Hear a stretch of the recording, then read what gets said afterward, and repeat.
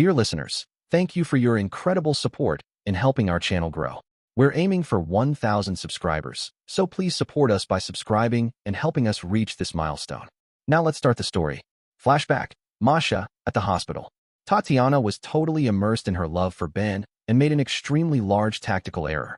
Her ill-thought and ill-timed kiss of Ben had done the one thing as intelligence operatives we needed to avoid. It focused attention on her. One of the reporters questioned her directly.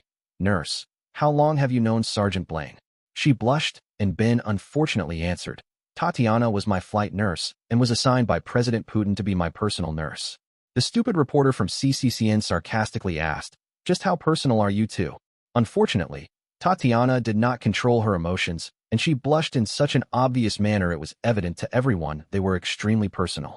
Then Ben performed a most startling action. Flashback. Glenn. I ignored Evelyn's order to me because it was bullshit and I needed to figure out what the hell was going on in Russia.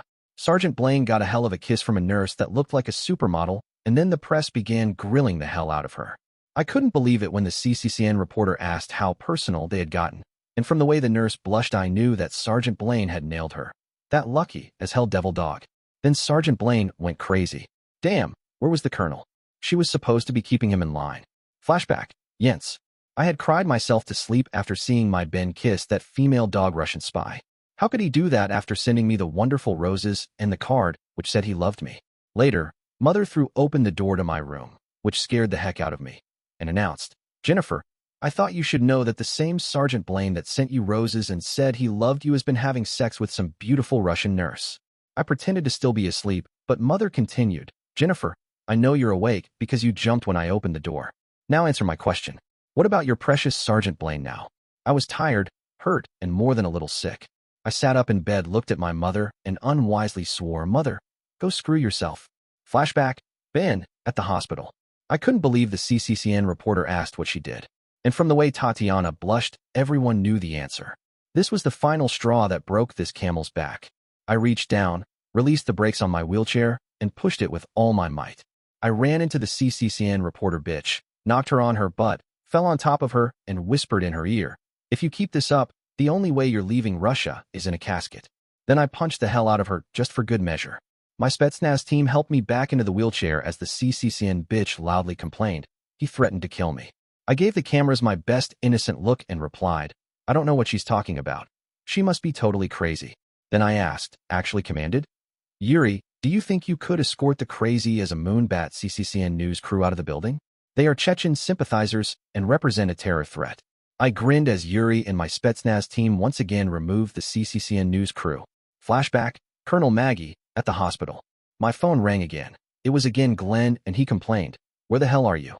Sergeant Blaine just attacked the CCCN reporter." I thought, that didn't surprise me. Then I explained, "Sorry, sir. I was detained with the major." Glenn questioned, "So did the major admit to sending my daughter the flowers?" I answered, "Not yet, sir, but I'm working on it." He delivered an ultimatum.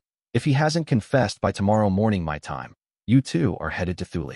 I hung up the phone. The major laughed and said, "So, we're going to Thule together." I was tired of him, so I punched his lights out again. Damn, sometimes I wish he had not escaped from the terrors. Flashback. Glenn. I called the colonel to light a fire under her, and found out she was with the damn major. Hell, the only one who was doing what he was supposed to do in Russia was Sergeant Reynolds. And that surprised the hell out of me since usually, he was a pain in the butt. The Spetsnaz team escorted the CCCN crew out of the room, and then the rest of the interview continued in Russian.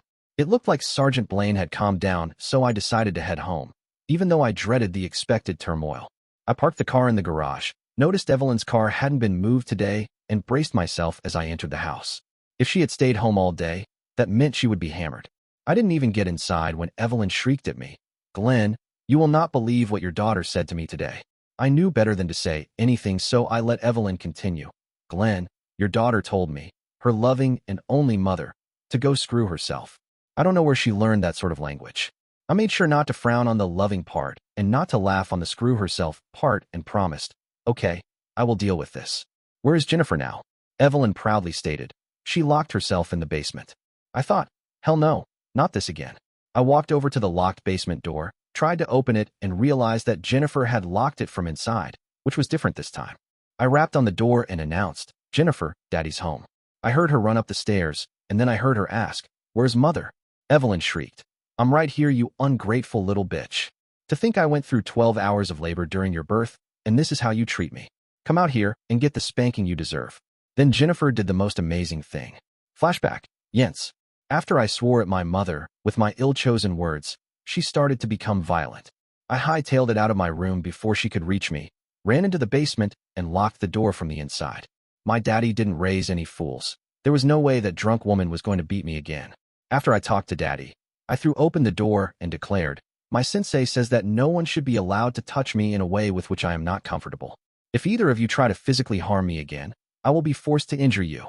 Daddy smiled, winked at me, and then Mother whined, "Glenn, do something about this."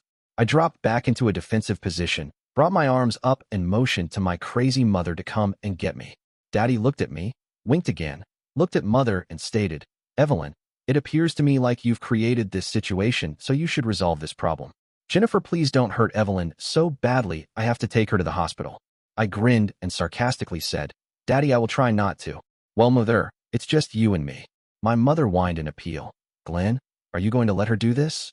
Daddy started to walk away and said, "Evelyn, Jennifer's right.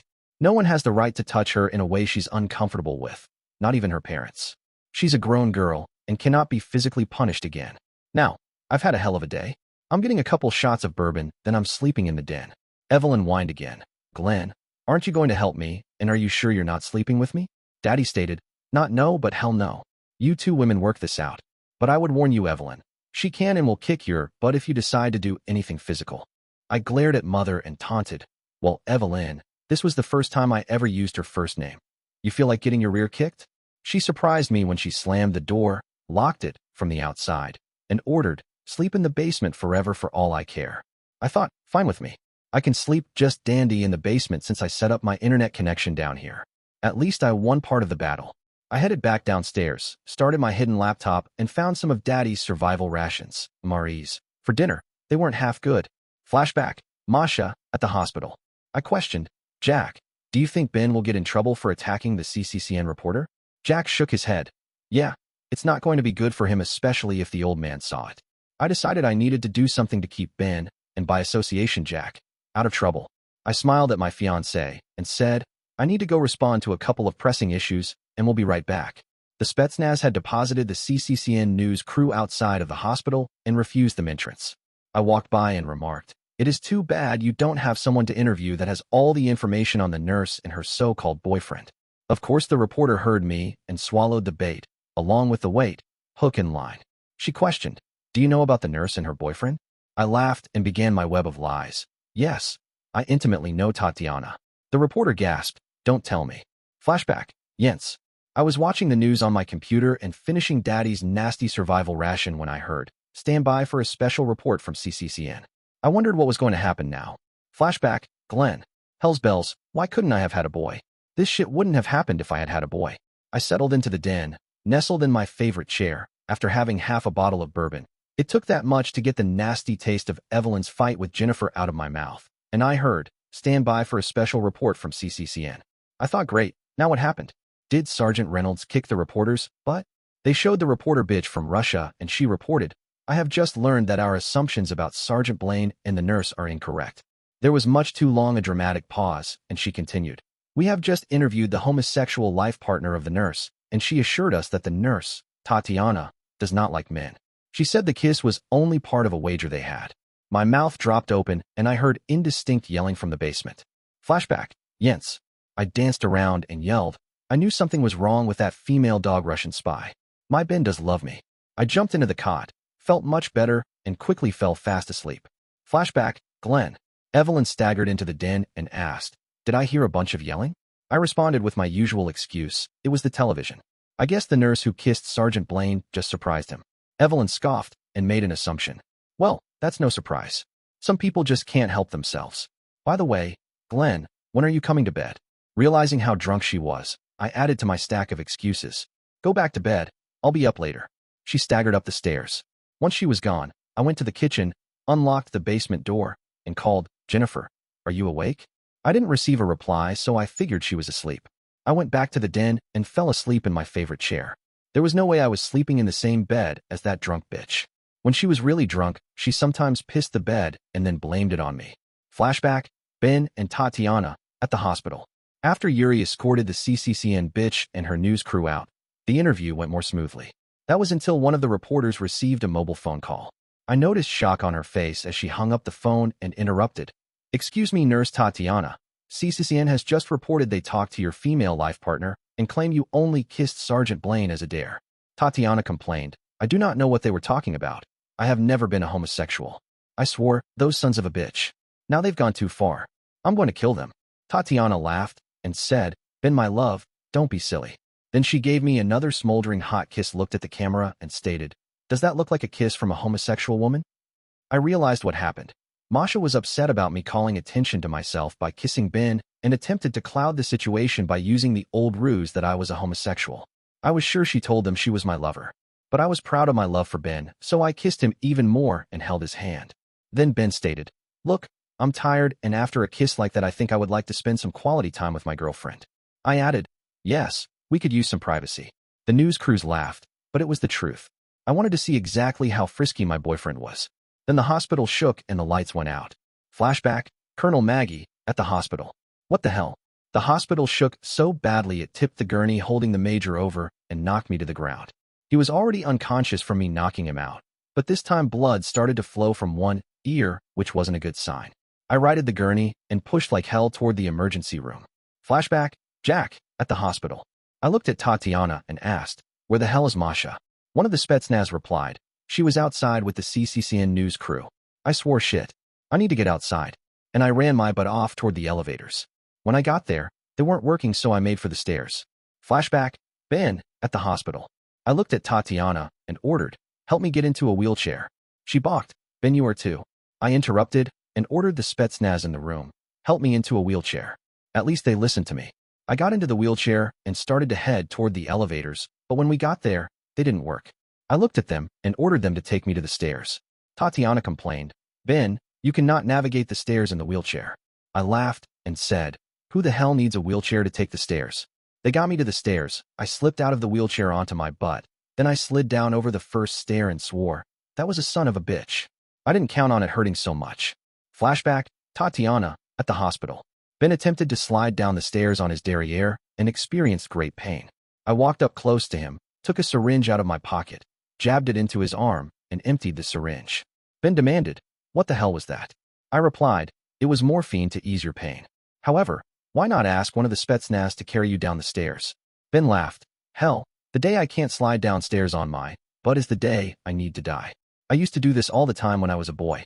He slipped down the next stair, grimaced, and I stated, "Well, let me help you until the morphine kicks in." I knew I couldn't stop him, and to be truthful, I wanted to find out about Masha, so I helped him, and the next step wasn't as bad. Flashback, Glenn. I'd left the television on, awakened, and they were reporting something about an explosion at the hospital where the SGTS, Colonel and Major were. It was better wake-up call than a cup of coffee. I watched, but sure as hell didn't like what I saw from outside the hospital. Hell, if I lost any men over there. Well, I just didn't want to think about it. Flashback, Ben at the hospital. As much as I hated to admit it, this was taking too damn long. I looked at the Spetsnaz with me and asked, "Do you think you can carry me down the stairs?" He replied, "Duh," grabbed me like I was a sack of potatoes, and ran down the stairs. We reached what was left of the lobby, ran out into the front promenade, and found Jack. He was looking at some shit. I asked, "What the hell is wrong?" Flashback, Jack at the hospital. Ben asked me what the hell was wrong. I pointed to a mangled piece of electronic equipment and stated, "I think that's all that's left of the CCCN news crew. And Masha was down here with them." Then I felt the tears roll down my face for the woman I truly loved, who was now gone. Some scumsucker was going to pay for this. Flashback, Naomi, Safia, Ira, and Mira, in Israel. I offered. I used to drive my master all the time and would be happy to drive the fire truck. Safia added, "Yes, if my sister can drive, then it would be better than if I drove." I declared, "Even a cart with a broken wheel would be better than experiencing your complete lack of driving skills on the fire truck." Marinka added, "Yes, I've bargained with fate more times than I can count just to survive this." Naomi yelled, "We must get to my master." So, we all rushed to the fire truck, quickly confirming that Naomi's piloting skills were indeed far superior to her sister's. I turned to my sister and asked in our private language, "Irinka, do you think Naomi is suffering from Stockholm Syndrome?" She responded in kind, "Without a doubt." It's completely irrational for her to be so attached to him. I immediately protested, Ira, that's your problem, not mine. Naomi interrupted. Now, what was this question you asked me earlier? I quickly summarized. Safia told us a hormone joke, but we can't seem to understand the punchline. It's been bothering us ever since. Safia added, Naomi, they don't understand common slang. You wouldn't believe the conversations we've had about misunderstood expressions. Naomi chuckled. Safia, I could already infer much of what you told me just from their use of language. My master ensured I received an education, and I hold a degree in languages. Now, please repeat the joke and its punchline for me. Safia nodded and recited. How do you make someone complain? You don't pay them what you owe. Naomi laughed again. I see how the confusion arose. You initially interpreted moan as related to a biological process, but in this case, it's a play on words. It combines moan, which is a sound of complaint or discomfort, and 304, meaning someone seeking payment for services rendered.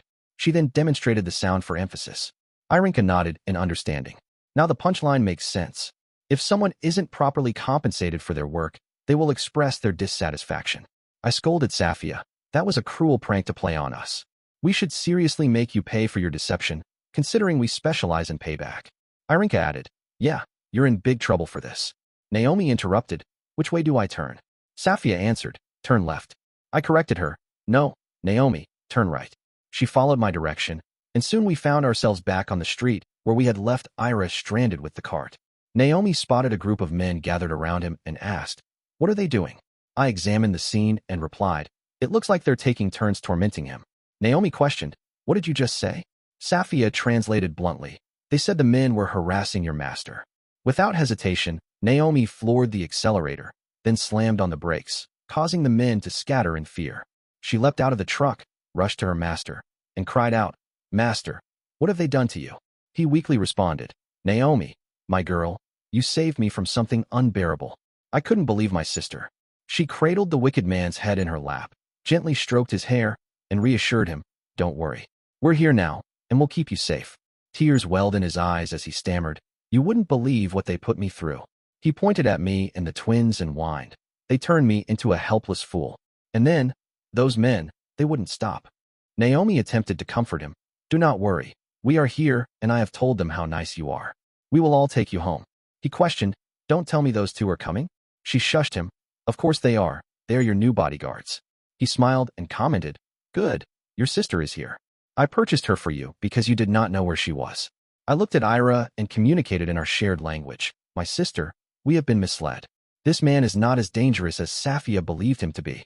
Irinka responded, Marinka, he may have once been reckless, but now he seems more resigned. However, when you look at Safia, I'm not sure she fully grasps the situation. I considered her words and decided we would need to speak with Safia later. We unfastened the man from the cart, covered his injured body with his torn clothing, and helped him into the truck.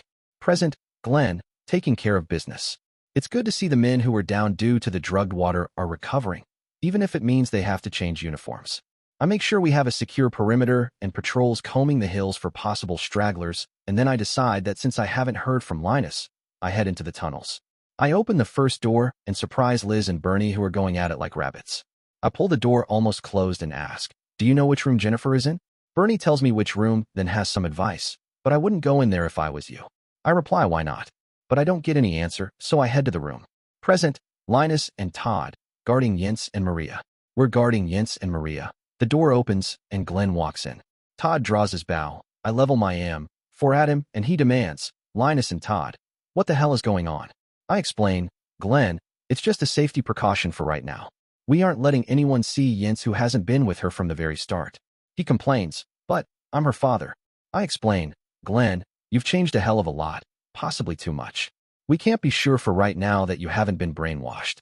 Glenn yells, What the hell are you talking about? I explain about the Manchurian candidate theory of Todd's. Glenn gives us both a dirty look, but then says, Well, at least tell me how she's doing. Todd relaxes his bow and signs, I gave them something which will cure them. They will sleep for about 1 more hour, then will wake up refreshed. Glenn smiles. Well, at least they didn't have to go through the shitty cure we did, right, Linus? I reply, Yeah, that cure was almost worse than the drug. Glenn says, Well, I need to check on things. When Jennifer wakes up, let her know I was here, and I'd like to have that meeting as soon as she is able. He leaves. I look at Todd and say, That went better than I expected.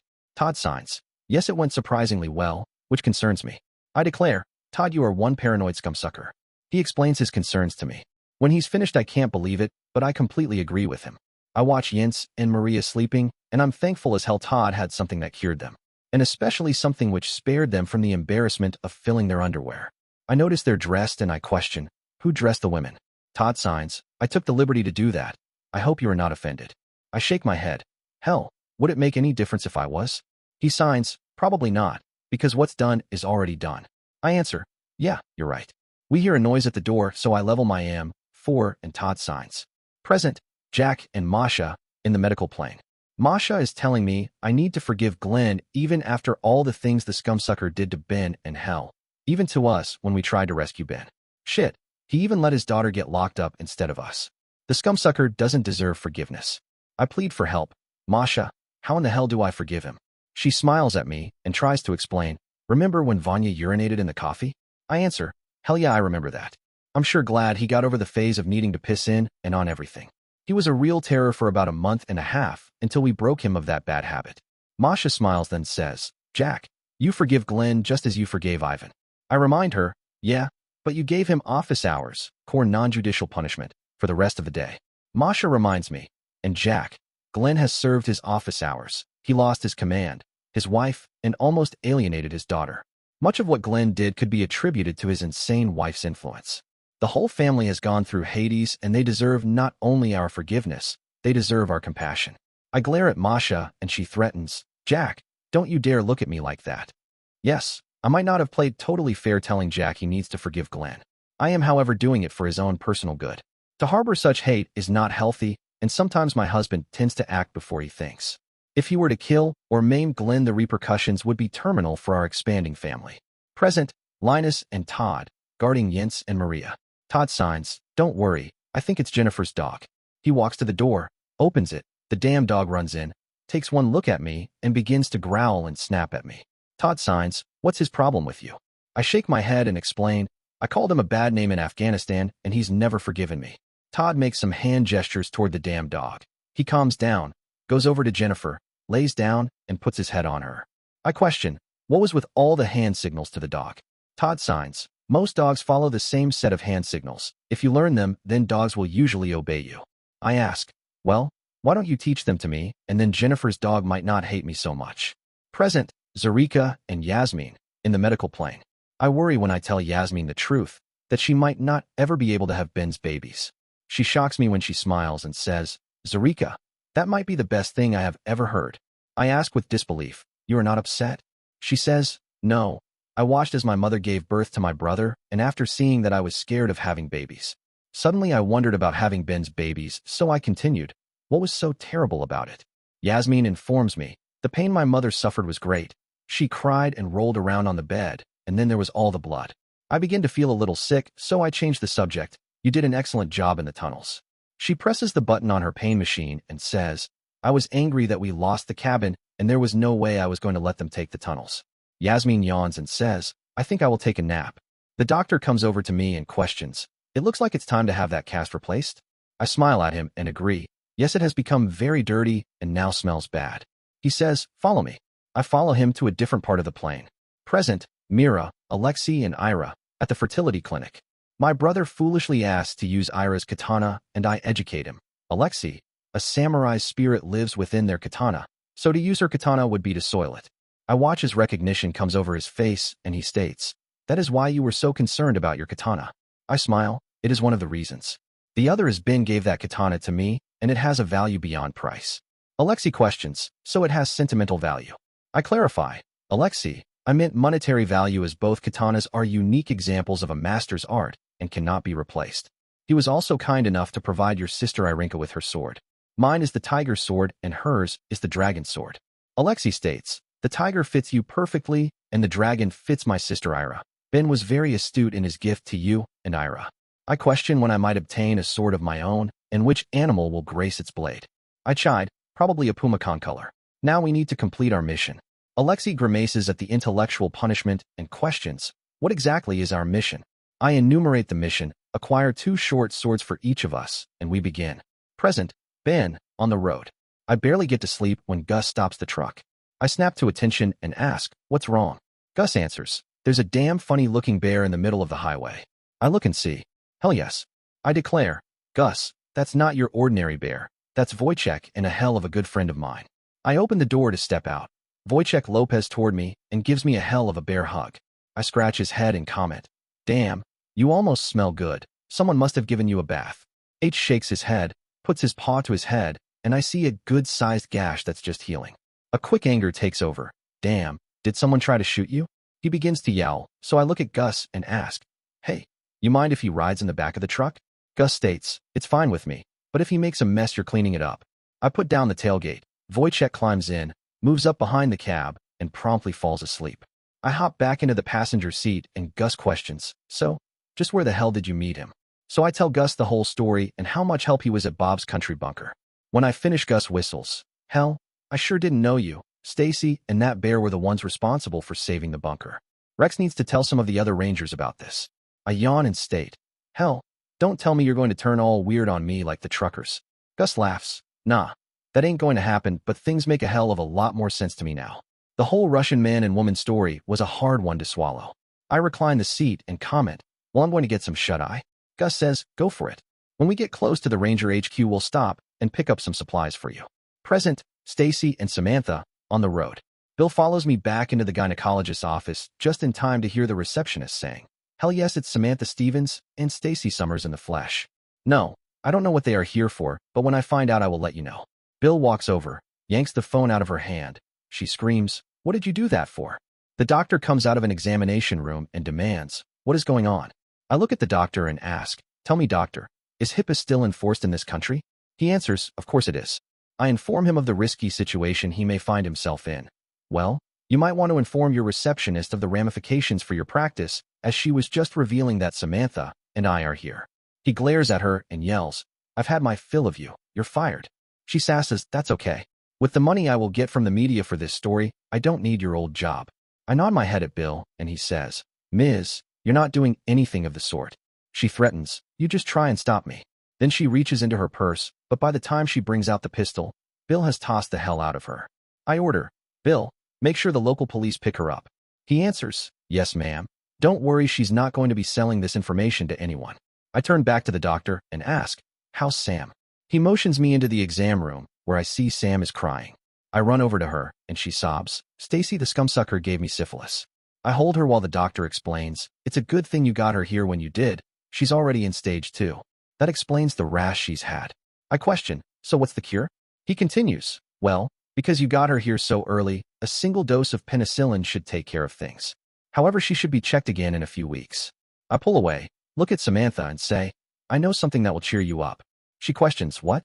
Is it good news? Because I'm not sure I could take any more bad news. I smile and answer, well, your report on the Mossad has all of Texas fired up. Even the Rangers are hunting for them. The doctor adds, well, the reward helps. Samantha questions, what reward? I admit, I had Bill post a reward on them. I figured it would help. The doctor states, help hell? Everyone in Texas is seeing dollar signs. Sam hugs me and says, thanks, Stacy, you're my BFF. The doctor looks at me and asks, don't you think you need a prenatal exam? I thought, shit, I'm not even sure I want to be pregnant, but I also don't like the alternatives. I waffle, but Samantha says, present, Liz and Bernie, at the cabin. We finish taking care of business, head outside, and I'm shocked at the changes. I mentioned to Bernie, this place looks like a Marine camp. He remarks, look at the field tents. Then he sniffs, and while pointing continues, and that one has to be a mess tent. Yeah, the Marines have set up multiple tents, and we followed Bernie's nose into a mess tent where Mabel was having the best of times. She sees us, runs out from behind the chow line and gushes, will you look at what they set up for me? And they even gave me some men to help me cook. Have you seen Jennifer? I need to thank her for this job. I tell Mabel and Bernie, I think Jens should be waking up any time now, and I want to tell her about Samantha's report. Mabel adds, and the reward. I question, reward, what are you talking about? Mabel points to the television and says, it's all over the news. Now I need to go back to cooking. We walk over as an advertisement runs, and Bernie comments, damn, I guess someone's really pissed enough at the Mossad to post a $10,000 per Mossad member reward. I smile and guess, this sounds to me like something Stacy Summers would do. And to be truthful, after Sam's report, I'd be tempted to do it myself. I'm heading in to talk to Jens. Bernie gave me a hell of a kiss which got the Marines hooting. One even yelled, get a room, you two. Bernie winks at me, and I reply, a room sounds good to me. Later, honey. I walk to the door to her room, knock and announce, don't shoot, it's Liz. I open the door, see Todd and Linus doing some strange hand signals and ask, is Jens awake yet? I hear a yawn, and then a voice, hey Liz, how are you doing? I question, Jens, I'm more concerned about how you feel. She answers, I feel great. I haven't slept like that in years. Wait, the last thing I remember was being sicker than a dog from the poisoned water. Todd signs, I gave you something that healed you. Jens giggles, well, if you want to market that stuff, I'd sure buy it. Maria begins to stir, Linus runs to her, and Todd signs, Jennifer, Glenn was here, but we didn't let him see you. Jens questions, why not? Todd goes through the long Manchurian candidate theory and even adds a few more things. I wait for Jens to lose it, but she says, Todd, I don't think that happened. But then I never thought half the shit that happened to us would ever happen. Thank you for your care and concern and for helping to save all of us. I figure it's my turn, so I say, Jens, there's more information you need to know. She laughs, damn, a girl takes a nap and the whole world passes by. Well, don't keep me waiting. I inform her, Jens, the Mossad team that was traveling with Samantha Stevens is actually a Mossad death squad that's looking for Ben. That fires her up, so she immediately questions, why the hell are they looking for Ben? He never had any bad dealings with Israel. I bite my lip but answer, you're not going to like this. They are hoping to capture Ben and use him as bait for Mira and Ira. Jens jumps to her feet. Sharik begins to bark and she asks what the hell did those two do? I shake my head.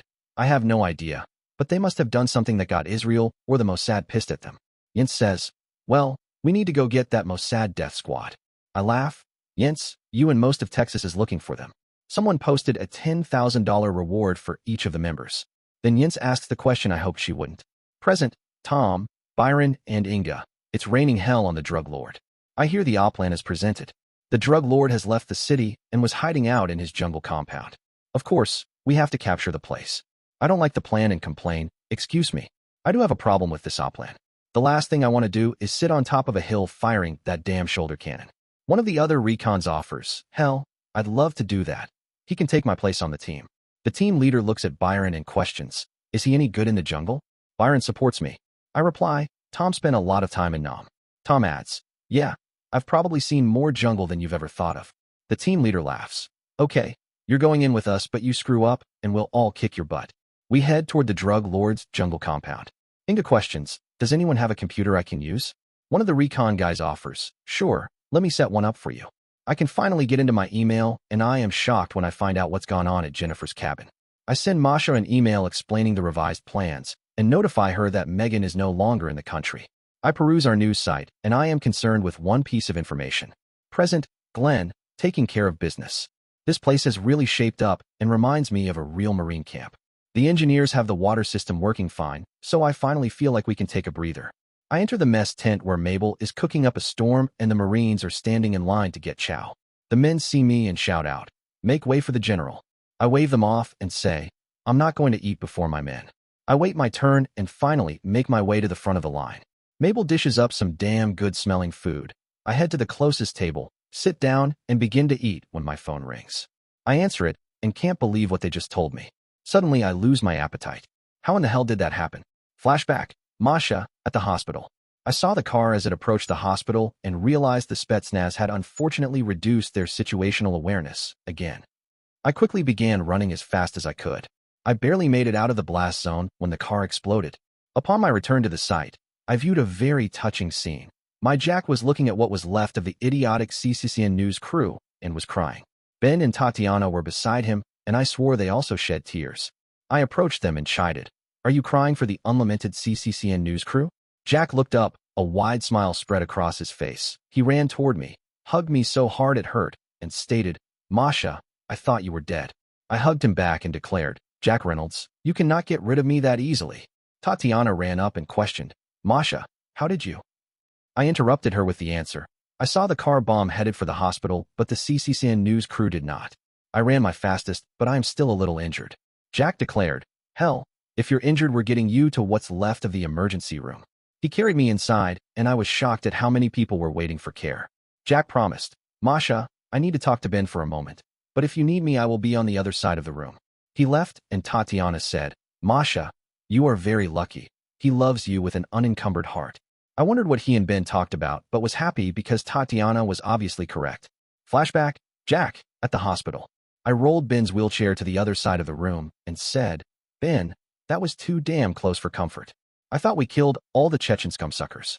Ben got a faraway look in his eyes, took a minute or so, and then said, Jack, I didn't realize it until now, but at least one scumsucker and possibly two escaped from the truck. I questioned, and you didn't realize it because? Ben interrupted, Jack, you know why, so don't ask me again. Yeah, it was the thing that took over Ben. I had seen it before and knew better than to ask again. The power came back on right in the middle of a news report. Now I understood what happened and knew what I needed to do. Flashback, Tatiana, at the hospital.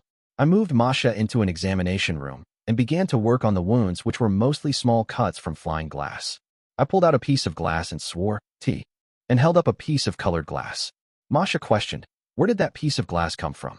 I answered, unless I am incorrect, this is a piece of stained glass from the Catholic Church's windows. Masha then swore, those desecrated another church and used the glass in their car bomb. Svalak, scumsuckers. We both paused and listened to a news report. It was a taped message from the Chechen leader who said, Praise be to Allah for the many recent deaths at the hospital by the hands of one of our martyrs who is now in heaven enjoying his 72 virgins. We can only hope this holy warrior took all the American pig dogs with him.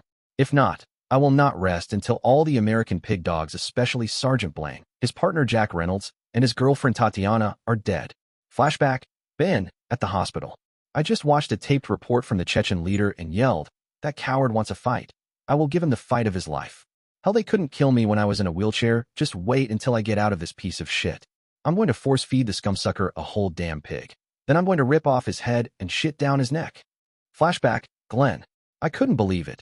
Sergeant Blaine had gone off the deep end after hearing the death threat from the Chechen leader. There were more bleeps of swear words in his tirade than actually understandable words. I got ready to call the colonel and give her hell when something changes my mind. Flashback, Jack, at the hospital. Ben loses it after the Chechen scumsucker threatens us and swears up a storm. Unfortunately, the Russian news services already here are broadcasting all of it. I sure hope their censors don't miss any of the swear words. I began to calm him down when the Spetsnaz get fired up by Ben's speech and began to chant. Masha comes over and I ask, what are they saying? She laughs. They are saying death to the Chechen. It must really work because then all the people in the emergency room start chanting death to the Chechen. Maggie walks over and we all join in. Flashback, Glenn. Now that was surprising as hell. I thought Sergeant Blaine's tirade was a bad thing, but it fired up all the Spetsnaz and everyone else in the hospital, and they were chanting something. I ran to the basement, woke up Jennifer, brought her upstairs and asked, what are they chanting? She listened and then translated. I think it's something about killing Chechens. No, it's death to the Chechen. They flashed back to the message from the Chechen leader and then Sergeant Blaine's fiery response. Jennifer looked at me and asked, Flashback, Jens. I heard the threat against my Ben's life and understood most of what was said. I asked, Daddy, perhaps you could bring all the Marines back from Russia? Daddy questioned, Jennifer, what did that terror say? I told Daddy most of what I could understand. Then Daddy said, Jennifer, while I am bringing back the two officers, after what you just told me, there's no way I can bring back Sergeant Reynolds or Sergeant Blaine because that would make it appear that the Marines were running away. Flashback, Major M, at the hospital. I woke up after the bony bitch beat the shit out of me and had a hell of a headache. The nurse taking care of me said, Rest, Major. You have a concussion. I saw the bony bitch with the SGTS and the Spetsnaz chanting something, and I realized it was the perfect time to take care of something before my actions got discovered. I slowly slipped up beside Maggie and gently slid her charge card back into her purse. She turned, saw me and ordered, SGTS, follow me and the Major. We moved into an examination room, and the bony bitch said, Flashback, Colonel Maggie, at the hospital. I looked at the three of them and stated, someone played a hell of a trick on Jennifer, the old man's daughter. They sent her a box of roses in Sergeant Blaine's name with a note that said he loved her. I figure it has to be one of us here. Now the old man is on the warpath and someone's getting shipped to Thule for this. I watched their faces for reaction. Sergeant Blaine complained, well, it sure as hell wasn't me. I'd never pull a chicken shit trick like that, plus I didn't have the time. Sergeant Reynolds stated, hell, I've been with you the whole time, and I'd have no reason to piss off the old man any more than I normally do. We all turned towards the Major. He gave a weird half smirk and answered, it sure wasn't me. I know. Why don't you call the flower company and see whose credit card was used? I sure as hell didn't like the Major's look or attitude. Flashback, Tatiana and Masha at the hospital. I alerted Masha and took a picture with the camera on my phone. The Major just placed something inside the Colonel's purse. They moved to an examination room while Tatiana and I took the adjacent room and heard the whole conversation. Tatiana was furious and said, "I should kick that major's butt. I'm sure he did this." I added, "This Jennifer Donaldson might be the one that has been sending you the unusual packages. Rumor has it that she has an emotional attachment to Sergeant Blaine." Tatiana spit, "I should kick her butt too." I calmed her, "Tatiana, she's a 14-year-old girl, and I'm sure it is just an infatuation." Tatiana became furious. "That is a nasty trick to play on a young girl. I am going to seriously kick the major's butt." Tatiana started to move, but I held her arm and cautioned. This might have been a blessing in disguise since having the major and the colonel here has created many problems. Wouldn't it be better if the general recalled both officers? Tatiana smiled at me. Yes, they are a large distraction and seem to want to manage every detail of the SGTS actions. It was much more enjoyable before they arrived here and began their interference. I replied, "I'm certain the major used the colonel's credit card to purchase the flowers and then slipped it back into her purse. All we have to do is make sure a report of the actions, along with a few strategic lies, falls into the proper hands." Flashback, Glenn. I slept great in the chair in my den, woke up early, went into the basement, woke Jennifer up, and said, "Get ready, because I'm taking you to school today." She smiled. "Thank you, Daddy. I really didn't want to have to deal with Mother today." I shook my head and said, "Jennifer, I'm not sure how in the hell we are going to fix things this time. Evelyn is not the type to forgive what you told her." Jennifer looked down and said, "Yes, Daddy. I messed up, but I know how to fix it. I need to let either you or her spank me for what I said. Then the problem with Mother will be fixed for now. However, I want both of you present for the spanking, and I only want a hand used, not belts or sticks."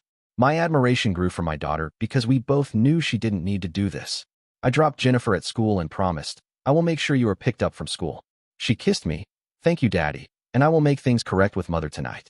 I got into the office, opened an email marked emergency, and swore up a storm. Flashback, Colonel Maggie, at the hospital. My phone rang. It was Glenn, so I answered, "Yes, SIR." He questioned, "So did you find out who sent the flowers to my daughter?" I gulped and replied, "No, SIR. I am sure it's not either of the SGTS." And the major suggested we check to see whose credit card was used.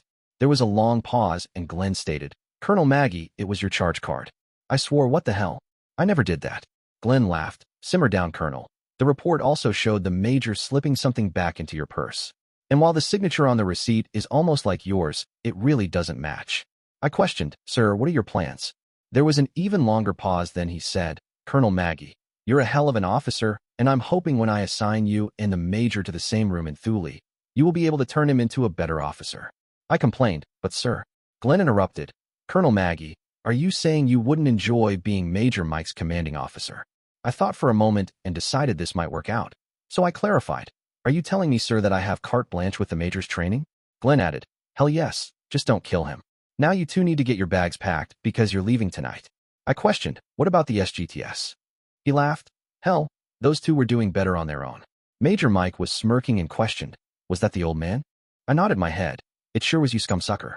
Thank God he knows it was you, using my credit card, who sent the flowers to his daughter."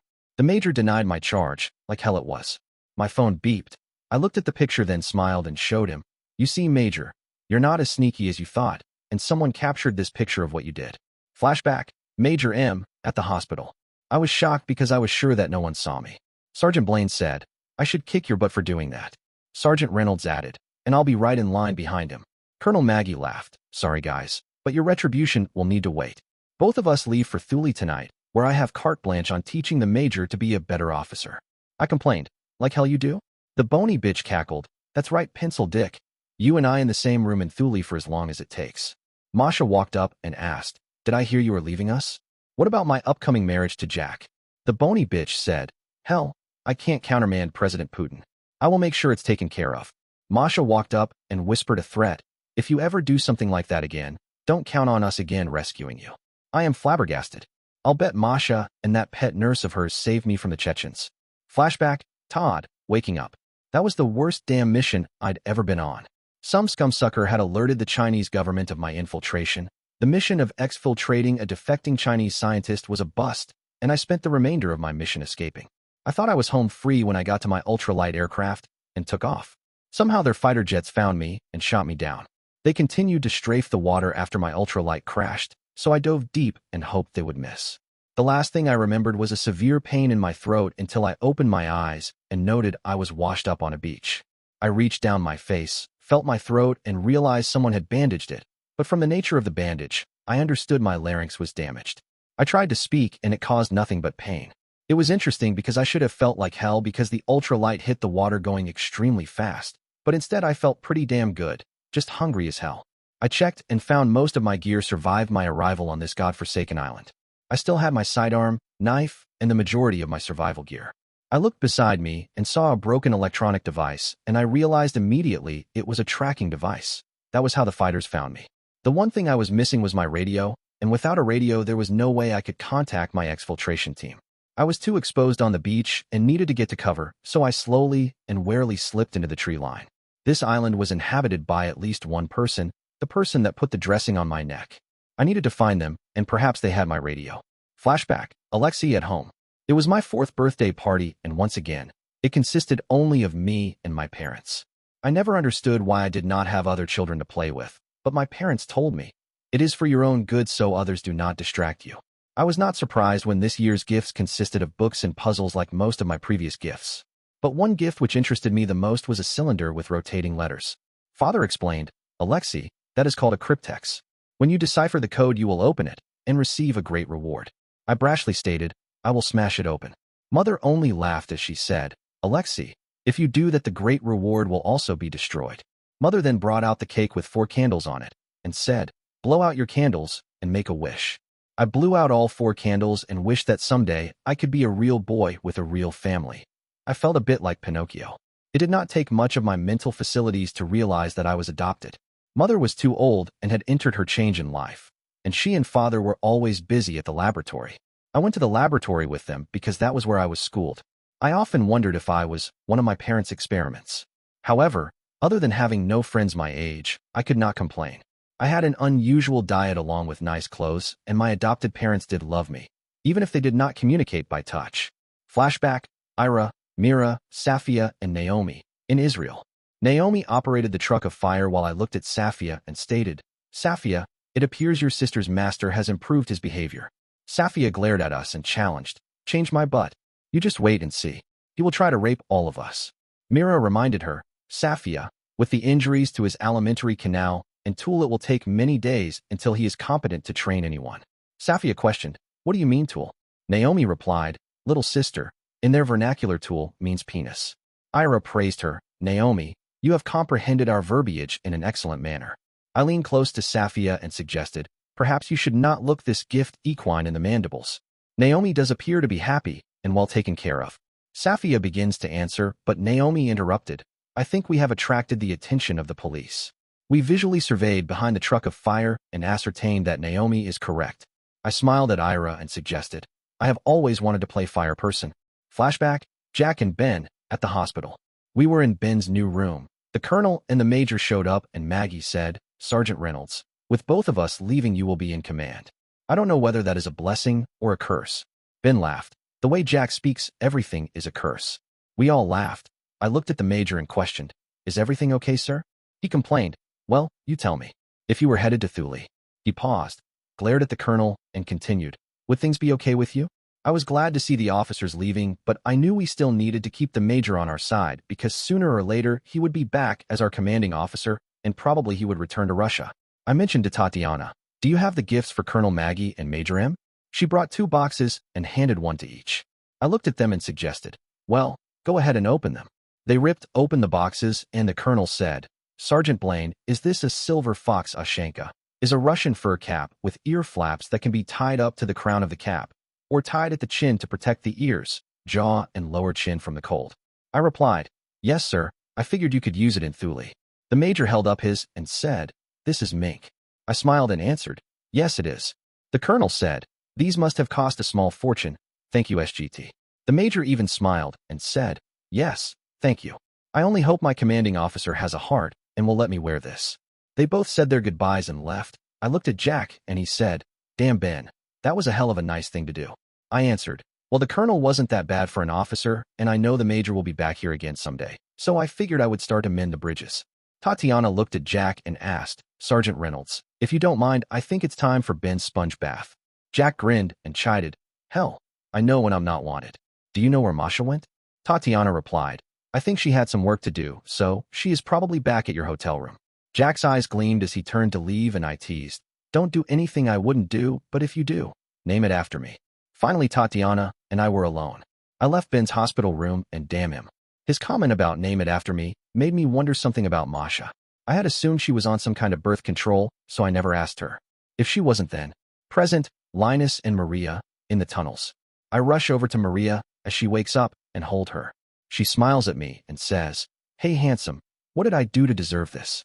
I simply reply, I'm just happy to see you're okay after getting sick from the bad water. She asked, did you get sick too? I described my whole ordeal with Glenn. Then I mentioned Todd's Manchurian Candidate theory, and Maria comments. Linus tells me about Todd's theory, and I admit, Linus, I hate to say this, but I might agree with Todd. From what I've heard of Glenn, and compared to what he's like now, that's a hell of a lot of change. Then Jens gets upset. Present, Jens, Liz, and Todd, in the tunnels. I'm almost in shock with everything I've been told, especially about the Mossad death squad looking for MY Ben. While my poor overloaded brain tries to process everything I question. So Liz, what's Samantha doing now? Liz avoids looking me in the eyes and says, Jens, you're not going to like this, but she's traveling with Stacy Summers. I smile and hopefully ask, so, we will soon know where Ben is? Liz then drops the bombshell. No, Samantha is refusing to reveal Stacy and her location. I jump up and yell, what the hell? I thought she worked for us. Sharik begins to bark. Maria and Linus rush over and Maria asks, Jens, what the hell is wrong? I complain, Samantha has switched sides. She's traveling with that Stacy bitch and won't tell us where she is. After my outburst, Liz tries to explain. Jens, look, Samantha feels that Stacy is a good source of news and I agree with her on this. As a reporter, she feels she can't reveal her source, which is Stacy. We're going to get daily interviews from Sam about Stacy. I sarcastically state, oh yeah, this is exactly what we need, interviews with that bitch. Maria attempts to get me to look at the whole picture. Jens, come on. Even if Stacy tries hard not to give us information, she will reveal things we can use. Liz continues, and we can thank Stacy for discovering the facts about the Mossad death squad and for putting up the reward for their capture. I question, but why the hell could she figure that out when we couldn't? Linus says, well, she does have virtually unlimited resources, and from what I understand, her head of security is one of the best. Hell, I even heard they kicked the Mossads, but to retrieve some guns they had stolen from Stacy. I am tired of all this bickering. It is easy to see why Stacy Summers was able to do so much in such a short time. I put both fingers in my mouth and let loose with a long and loud whistle. Everyone looks at me, and I sign. There are 2 or more reasons that Stacy was able to outflank us and get the information on the Mossad. First, her team works exclusively for her and have one primary focus, while we have had multiple foci such as too many non-productive arguments such as this one. And second, she didn't have the damn drug lord trying to kill her for the past week. Jens, you need to decide what the hell you want us to do. Look for Ben or go after Megan. And now that the CIFS is here, you can tap into their communication skills to be more successful. I get ready to reply to Todd when Daddy rushes into the room. Todd, Linus, and even Maria move in front of me and aim their weapons at him. Present, Glenn, in the tunnels. I rush into Jennifer's room and immediately skid to a stop when I notice a bow, AM4, and a pistol aimed at me. I hold up my hands and declare, look, I know you all don't trust me, and I'm not sure what it will take to make you all trust me again. But I have some important information that Jennifer needs to hear. Jens steps out from behind the wall of weapons and says, Daddy, sorry about this. They are just trying to keep me safe. I answer, I know that, and if they did this for any other reason, I would kick their butts. Jennifer, I just received a phone call from the mental hospital, and someone helped your mother escape from the hospital. Jennifer quivers, begins to collapse, and Maria catches her. Present, Jens, in the tunnels. I can't believe it. Evelyn escaped from the mental hospital. When it rains, it pours. I pull myself together and ask, how the hell did it happen? Daddy answers, I'm not really sure. I stand back up and order, Linus, you're a CIFS member, so get access to the remaining trailer they have here and see what they can uncover both about Evelyn's escape and the location of Stacy and Samantha. Maria says, Jens, whether you like it or not, you're wearing body armor and a helmet. Matt, Jim and I are going to be your armed escorts. Todd signs, Jennifer, I will use my contacts to see what I can uncover about the situation. What are your plans for Megan? Daddy interrupts. Well, we do know that Megan is no longer in Venezuela. And I have a recon team here, and the 3 left from your team that are in Venezuela to take out the drug lord. You're welcome to all of them, so what else can I do? Todd signs. Jennifer, Glenn needs to start vetting the Marines that are here to help. Until we can ascertain they are really Marines, you are in possible danger.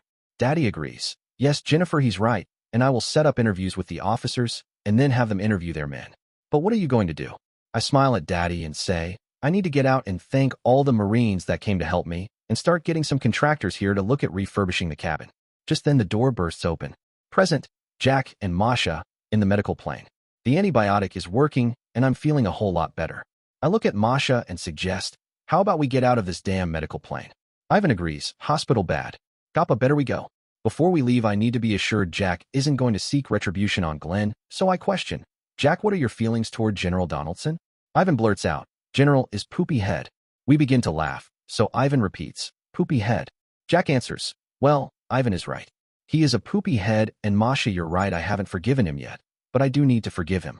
Until then, I think the best thing to do is avoid him.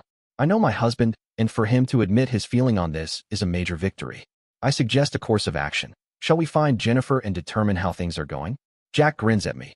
In other words, you want to keep me busy while you do the things you do when you're not being a soccer mom. I smile at my husband and answer, sometimes you are too smart. We leave the medical plane and head toward the tunnels. Present, Zarika and Yasmin in the medical plane.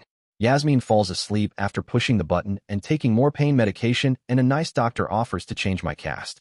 We walk to a different part of the airplane and he asks, how did your arm get broken? I answer, I was shot the day the army attacked the cabin. He states, didn't you hide inside the cabin? I proudly reply, no sir, I was fighting with the rest of my friends. He continues, who taught you how to fight?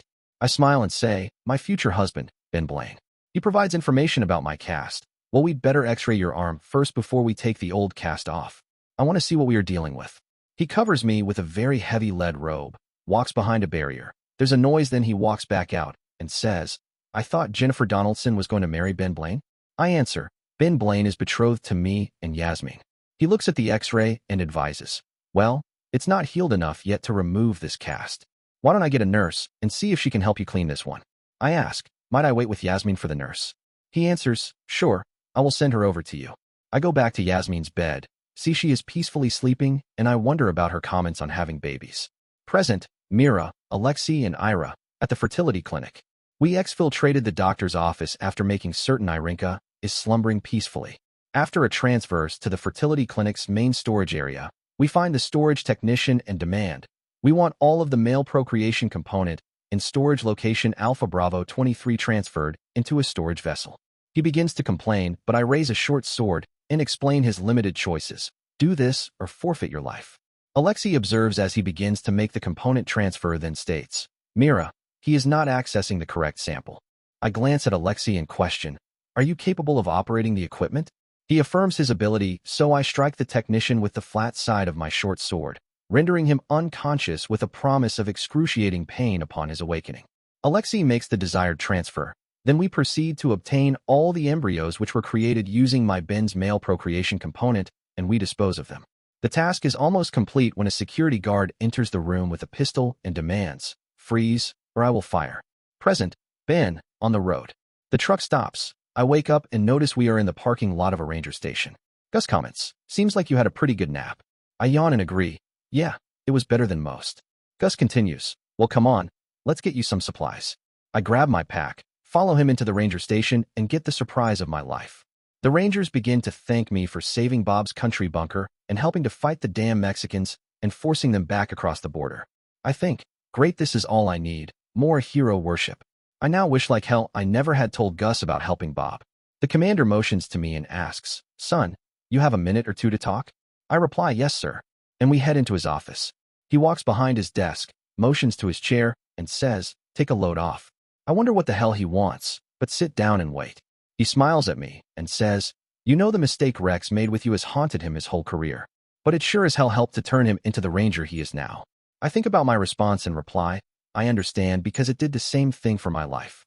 He adds, I heard what you did for the truckers and what you did in Austin, and Gus told me about you saving Bob's country bunker. I interrupt, yeah, but now I regret telling him. The commander chuckles, well, Ben, what I'm trying to say is we could sure use someone like you as a ranger. It surprises the hell out of me. I fidget in the chair and say, well, sir, I'm honored, but I'm going to have to decline. He smiles and says, yeah, I didn't think you'd take the offer. Now we need to get serious. You have a Mossad death squad looking for you. I explode. Hell, I never did anything in Israel or to the Mossad, so I sure don't understand why they want me.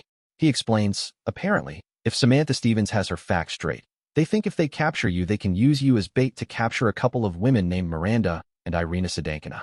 By the way, Samantha has now teamed up with a friend of yours, Stacy Summers. You just made it out of Austin in time because you no sooner left than they rolled into town.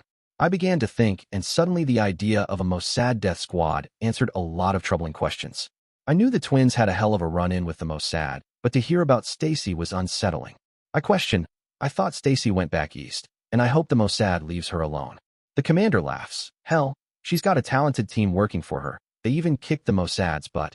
That made me feel better, so I say, well, thanks for letting Gus take me to the border. The commander gets serious and says, with everyone and their brother looking for you down here and raising hell and all the hell you've raised down here yourself, I figure we're better off having you out of the state. I finally realized it wasn't the Rangers being nice getting me out of Texas. It was more like I was being thrown out of the state. Present, Samantha and Stacy, on the road. Samantha says, sure doctor, Stacy needs a prenatal examination. I think, this is just great. I'm not even sure I want this baby, and now I'm going to waste time getting examined. Samantha says, I will wait outside for you. I change into a damn hospital gown. Men certainly must have designed these so they could see our butts. The doctor comes in and begins the examination. I wince in pain because it hurts like hell. The doctor looks up at me and says, the scumsucker that raped you did more than just rape you. He must have used a tree branch or something inside of you, since that's the only way I can explain all the damage I see. I can tell there's more, so I question, well, exactly what does this mean? He shakes his head. You can certainly have this baby, but I'm not sure I would recommend that you have a natural delivery. It would be better if you had a cesarean. Now I know why the hell I hurt so badly when Ben fixed me up. I worry and ask, what about having sex again? He says, well, after the baby is delivered, we can give you some estrogen cream that will help restore the elasticity to your vagina walls. But whoever your lover is, they will need to be very patient because it might take months of manual massages with the cream before actual sex is possible. My mind races. I have a real problem. If I keep the baby, I will be down for Lord only knows how long from the C-section. Even though I hate the thought, I make up my mind. I ask, Doctor, what about an abortion? He counsels, Ms. I never recommend aborting a baby. I interrupt, Doctor, I hate the thought of doing this, but I really cannot afford the downtime from the C-section. Even though I was raped, I had every intention of having this baby until what you just told me. I understand the conflict, and I have the resources to deal with any mental issues it might create. The doctor says, well, Ms., you are in control of your own health. We can do the abortion immediately for you, but I recommend you stay here in my office for 3 hours after the procedure. I ask, please send Samantha in here. Samantha comes in. I tell her everything, making sure to emphasize how hard it is to give up this baby. She hugs me. We both cry together, and I say, I think I need you to interview me about this. She questions, Stacy, are you sure? I reply, yes. I've told America I was going to have this baby, and I've changed my mind, so I need to explain it to them and see how many people I offend. Samantha says, let me go get Bill and the camera. I cover myself with a sheet and try to be brave. Present, Jens, in the tunnels. The door bursts open. Maria, Linus, Liz, Todd, and even Daddy spin and train their weapons on Hammer and someone he's dragged into the room. Hammer roughly throws him to the floor, kicks him, and says, if Thestaber is a Marine, AAM a feckin' Chinese aviator. We glare at him, then Linus breaks the tension. Do you know where the term Chinese aviator came from? We all groan because we know one of Linus' jokes is coming. Present, Inga, Byron, and Tom. It's raining hell on the drug lord. I am most troubled by the information that Jennifer Donaldson's mother escaped from the mental hospital. She was a very real threat to Jennifer. I had a possible idea and sent an email to Masha describing my assumptions. I was also glad to be included on the ground team to eliminate the drug lord. It will provide the perfect retribution for what happened to my team. The driver stops the van. I and 2 recon jump out with the 50s. I look at Tom and stage mother him. Be careful and don't do something stupid. Then we hauled to set up along the ridge that overlooks the drug lord's jungle compound. One of the recons drops and signals to stop. We freeze, and he whispers, this trail is wired. I think, great, this is all we need. He gets on the headset and warns the van that it's going to take us longer to get set up. Shit, it sounds like Byron and the other guys ran into some problems. If the ridge is wired, that means we can expect more of this shit. I key my mic and say, guys, this isn't good. If he's wired the ridge, then he's probably wired or mined the road. One of them asks, what makes you think that? I reply, because that's what I would do if I was him. Look, I think we need to ditch the van and proceed the rest of the way on foot. Byron keys in. I think you guys should listen to Tom. He has a sixth sense about things like this. The team lead says, I agree, stop the van. Unfortunately, the command comes too late. Present, Linus, in the tunnels. Everyone groans and I question, what the hell is wrong? Maria says, come on honey, now is not the time for one of your lame jokes. Glenn says, I for one would like to hear this joke. That was all the encouragement I needed, so I start. Aviators come from a secret society formed around 1,000 years ago. They are warriors, and here is the proof. A little-known fact is the origin of the word aviator. In the immortal words of Johnny Carson, I did not know that. Fu Qin, pronounced Fu Qin, 1169-, is considered by some to be the most under-recognized military officer in history. Many have never heard of his contributions to modern military warfare. The mission of this secret society is to bring honor to the name of Fu Qin. A Qin was a subordinate to a Khan in the military structure of the Mongol hordes. Khan is Turkish for leader. Most know of the great Genghis Khan, but little has been written of his chain of command. Qin is also of Turkish origin, although there is not a word in English that adequately conveys the meaning. Roughly translated, it means one who will do the impossible while appearing unprepared and complaining constantly. Fu Qin was one of 10 Qins that headed the divisions, or groups of hordes as they were known, of the Mongol army serving under Genghis Khan. His abilities came to light during the Mongols' raids on the Turkestan city of Boykaru. Bohikans were fierce warriors, and the city was well fortified. The entire city was protected by huge walls, and the hordes were at a standoff with the Bohikans. Boykaru was well stocked, and it would have been difficult to wait them out. Genghis Khan assembled his Qins and ordered each of them to develop a plan for penetrating the defenses of Boykaru. Operation Achieve Victory, AV, was born. All 10 divisions of Qins submitted their plan. After reviewing AV plans 1 through 7 and finding them unworkable or ridiculous, Genghis Khan was understandably upset. It was with much perspiration that Fu Qin submitted his idea, which came to be known as AV-8. Upon seeing AV-8, Genghis was convinced this was the perfect plan and gave immediate approval. The plan was beautifully simple. Fu Qin would arm his hordes to the teeth, load them into catapults, and hurl them over the wall. The losses were expected to be high, but hey, hordes were cheap. Those that survived the flight would engage the enemy in combat.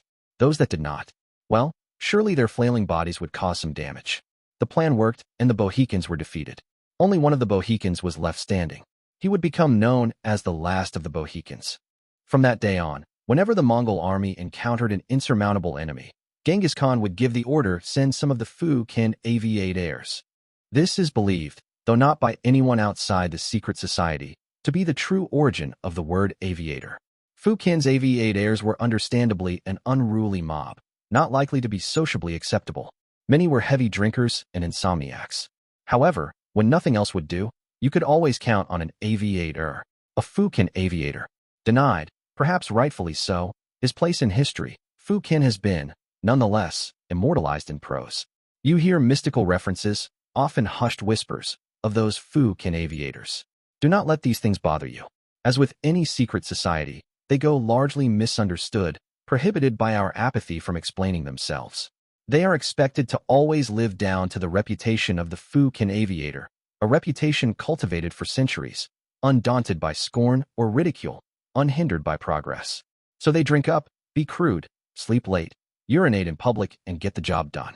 There was a loud groan, and Glenn lamented, "Why the hell did I ask to hear that joke?" Maria replied, "I tried to warn you." Jen says, "I'm not sure what was worse, the drugged water or the joke." Now Hammer, what makes you think this man isn't a Marine? Hammer replies, flashback, Masha, at the apartment. I was more than shocked. I was furious. While I condoned the previous acts the twins had perpetrated on the Mossad as being justified, I could not condone the total destruction of the Mossad headquarters. And where did the girls acquire or create the car bomb they used? I sent them a scathing letter and demanded their return from Israel immediately. However, I was also aware that they paraded to the beat of their own drum and might possibly ignore the order. Seeing as Tatiana and I already handled the situation here, I rerouted the team I had coming here to Israel to assist the twins, that is, assist in their departure from Israel. I had just finished when I heard a noise at the door to the apartment. I placed my hand inside my purse and wrapped my fingers around my pistol, but was surprised when, flashback, Jack, at the apartment. Hell, if Ben was going to get lucky, I sure as hell wasn't going to be left out. He'd been the luckiest damn scumsucker on this assignment when we were in Moscow, before we met our girls. Hell, He had a steady stream of beautiful women coming through our apartment, keeping me awake too damn much with the noises of great sex. I sort of wondered if Tatiana was going to slow him up some. But I had bigger worries. The damn worry Ben zinged me with when I left the hospital. Was Masha on birth control, and if she wasn't, was I ready to be a daddy?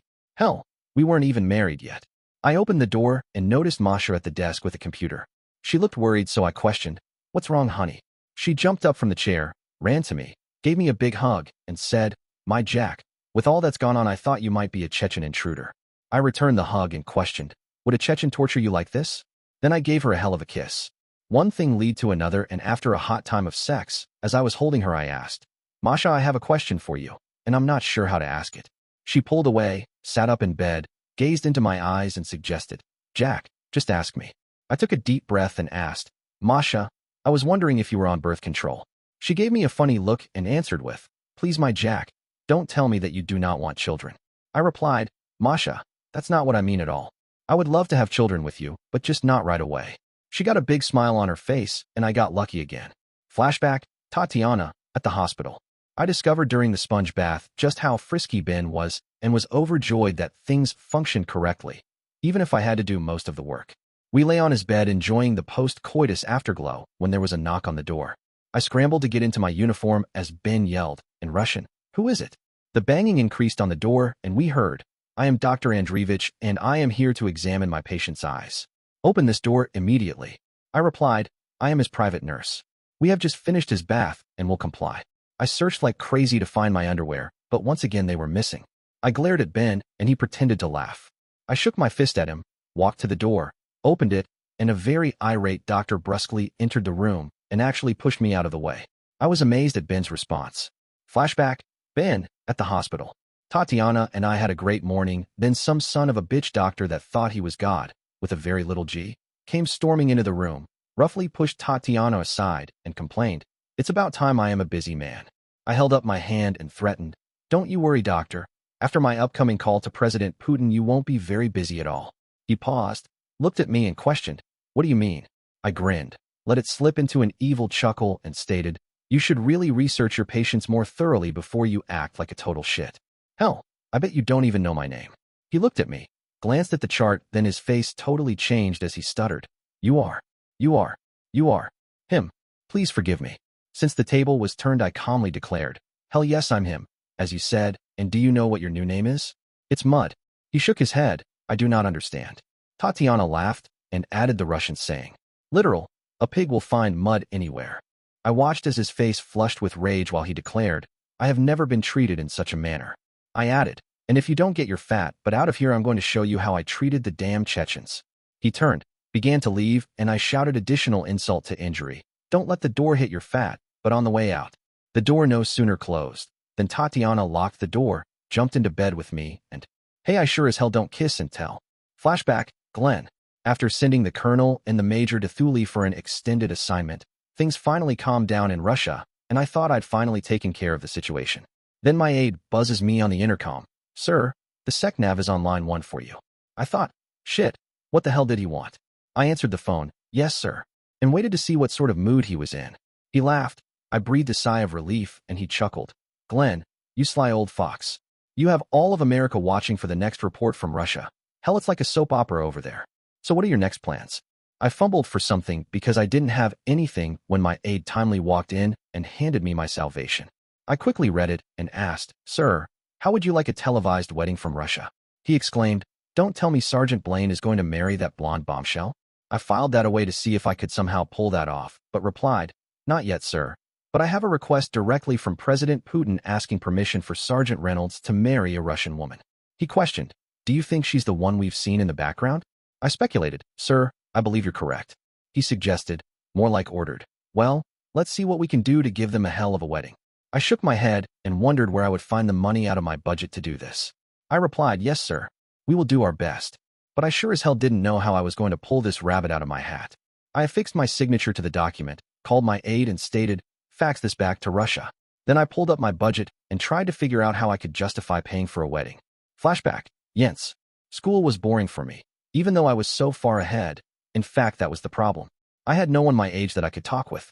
I learned early that if the older girls tried to be my friend, it was usually so they could copy my homework or cheat off me during tests. I was so thankful Daddy had sent me to martial arts because sometimes the older girls tried to force me to do things, and I don't mean homework this time, other nasty things. It seemed like I had to kick someone's rear every couple of weeks. Unfortunately, I still had to take the darn ballet lessons, and now with school over for the day, I rode to the lesson with the parent of one of the older girls, who Daddy had to pay to take me to ballet lessons. Tammy, the girl whose mother drove us, said, "Mom, I'm so excited today because it's tryouts for Swan Lake parts." Ellen, her mother, replied, "You've really worked on this, and I'm sure you will get the part of Odette, the prima ballerina and main character." An evil sorcerer cast a spell on her and turned her into a swan during the day, but she transforms back into a princess at night. Tammy giggled. "I would love if I did because Robert, the same one from before that pronounced his name Robert, is sure to be Prince Siegfried. Prince Siegfried is out hunting, sees Odette in her swan form, and he takes aim to shoot her when she transforms back into a princess before his eyes. Odette tells him of the evil spell that can only be broken if a virgin prince swears eternal fidelity to her. She tells Prince Siegfried, who happens to be a virgin prince, that if he refuses her, she must remain a swan forever. He is so handsome and sexy." They both giggled like the village idiots they were. I'd had problems with Robert's hands earlier and kicked his rear. You do all remember that, don't you? And since then he'd left me the heck alone. However, it did bother me that he seemed to follow me from ballet school to ballet school. It almost felt like he was stalking me. I looked out the window and tried my best to ignore the inane babbling, fell asleep, and had the most wonderful dream. Flashback, Todd, on the island. I found footprints leading from the beach and followed them until they vanished at the base of a tree. Whoever helped me had climbed up. What kind of person does that? Some kind of wilderness expert? I scanned the branches, but didn't see anyone, so I sat down to focus on a much bigger problem. I was starving, but my throat was in bad shape. Every time I swallowed, it felt like it was being torn apart. I took a small piece of a survival bar, crushed it in the bottom of my canteen cup, added water until it turned to mush, and tried to swallow it slowly. The second it hit my throat, I started coughing uncontrollably. My eyes watered, and I nearly blacked out before spitting it out. Yeah, something was seriously wrong. I tried drinking water and had the same problem.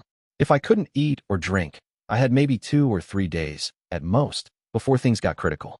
Just then, damn it, something bit the side of my neck. I reached up, and no. Flashback, Alexei at school. Even though it was my birthday, it was still like every other day. I had to go to school at the laboratory with my parents. So after my party, I dressed in my uniform and our driver took us to the laboratory. Once there, the day proceeded typically. First there were the vitamin injections. I had them every day. I remembered when I was younger, I cried after each injection, but now I was a big boy.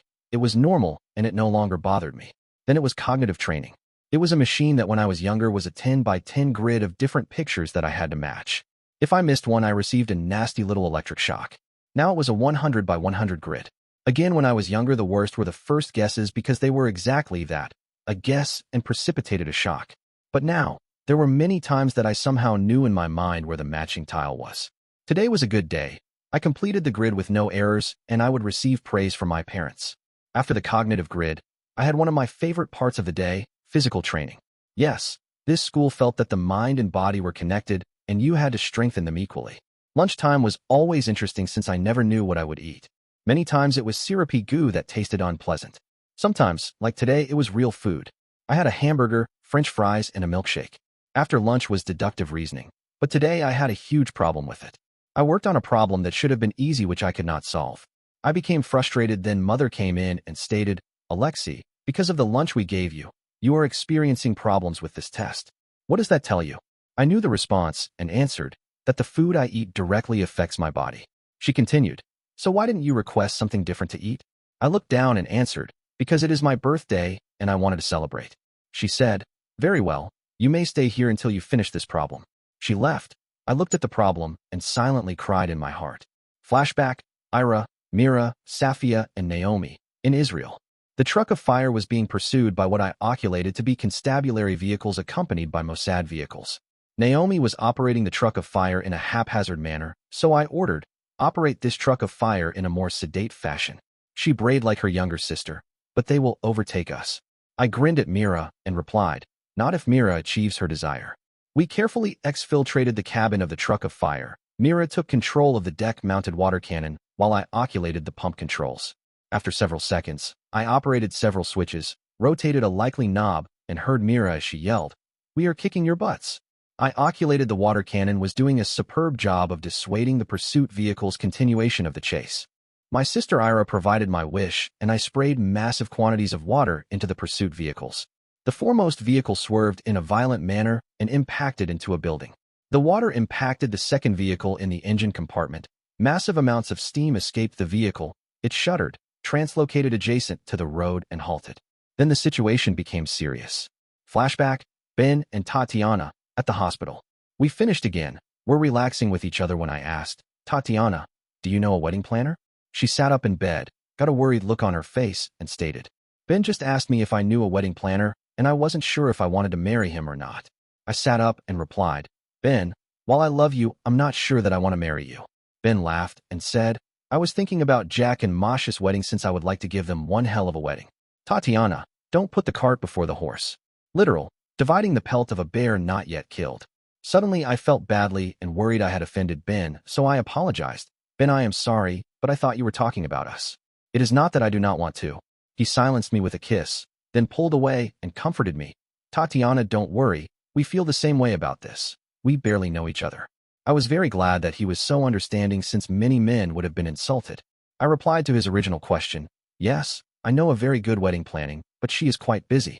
Ben responded, "We'll give her a call and tell her she has a new client, and that money isn't really an object." I wondered just what Ben meant. I primarily wondered since he was only a sergeant in the Marine Corps, but seemed to freely spend money. I couldn't believe what he had my pay for those Ushankas for the colonel and the major. I needed to investigate his financial situation. Now that was truly funny. Seeing the worry on Tatiana's face when I asked about a wedding planner was worth whatever money it was going to cost to give Jack and Masha the wedding of the century. Don't get me wrong, Tatiana was a hell of a woman, but I sure wasn't ready to settle down and get married yet. I enjoyed watching her as she walked, in the nude, over to the phone and placed a call. While she was busy, I decided I needed to try something. Flashback, Jens. Someone shook my shoulder and said, "Wake up, we're here." I opened my eyes, but saw it was only Tammy. I yawned and said, "I had such a wonderful dream. I was Odette and my boyfriend Ben was Prince Siegfried." Tammy laughed and taunted, "Like you could ever dance well enough to be Odette. You barely do enough so you don't get kicked out of class." Then she added insult to injury. "And is this the mythical boyfriend you keep talking about?" I pushed her back and said, "Oh yeah, you just wait and see." Then we stormed into class. Flashback, Glenn. I had a call from the ballet school that I needed to pick up Jennifer and wondered what in the hell she had done this time. She hated the ballet school more than I did, and I'm sure Evelyn made her attend just because it pissed Jennifer off so much.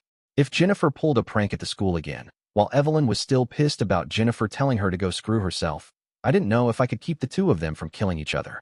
I left for the day, drove to the school, expected to see Jennifer in the office, but instead she was surrounded by a group of girls. As I walked in, the teacher ran over to me, shook my hand, and stated, "Sir, I'm not sure what you did to motivate your daughter, but she just had the most perfect audition today for the part of Odette in Swan Lake. I am so thankful I didn't expel her from the class." I shook my head and questioned, "So Jennifer isn't in trouble?" The teacher laughed. "Heavens no, I guess all my instruction finally took hold. You should have seen her, it was practically flawless. Now, she will need to come here more frequently so we can work on a few of her minor errors." I thought, great, Jennifer coming to ballet more often. I walked toward Jennifer. She saw me, ran toward me, hugged me, and blurted, "Daddy, I made a huge mistake." I questioned, "What did you do, Jennifer?" She cried, "I made a mistake. I really danced well today and accidentally won the part of Odette in Swan Lake." I tried to turn it down, but the teacher wouldn't let me. "Please, Daddy, can't you tell her I won't do this?"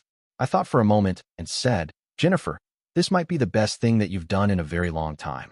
Flashback, Todd, on the island. I woke up with a start. Someone had shot me in the neck with a blowgun dart, and I passed out. I searched, and the dart was gone. Then I looked down, and I saw the most amazing thing. There was an IV in my arm, and it was hooked to. I couldn't believe it. It was hooked to a coconut. What the hell?